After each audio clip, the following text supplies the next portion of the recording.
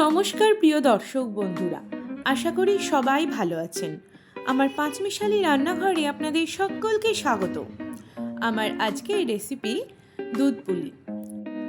মকর সংক্রান্তির দিন করেছিলাম, কিন্তু ভিডিওটা আপলোড করতে একটু দেরি হয়ে গেল।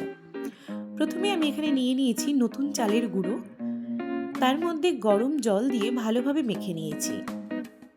এরপর সেখান থেকে ছোট ছোট লেচি কেটে নিয়ে গোল গোল বাটির আকারে গড়ে নিয়েছি।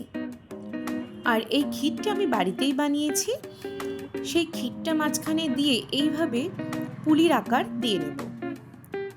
আমার এখানে অনেকগুলো পুলি পিঠে বানানো হয়ে গেছে। এরপর 3 লিটার মতো দুধ আমি ভালো মতো জাল করে নিয়েছি। তার মধ্যে দিয়ে দিলাম 3-4টে তেজপাতা, একটু ভালোভাবে ফুটিয়ে নিলাম। এরপর একে একে দিয়ে দেব সেই পুলি পিঠে। 2-5 মিনিট ফুটে গেলে দিয়ে দেব নলেন গুড়। তারপর একটু ভালো মতো ফুটিয়ে নেব যাতে দুধটা একটু ঘন হয়ে যায়। ব্যাস, তৈরি হয়ে গেল দুধ পুলি।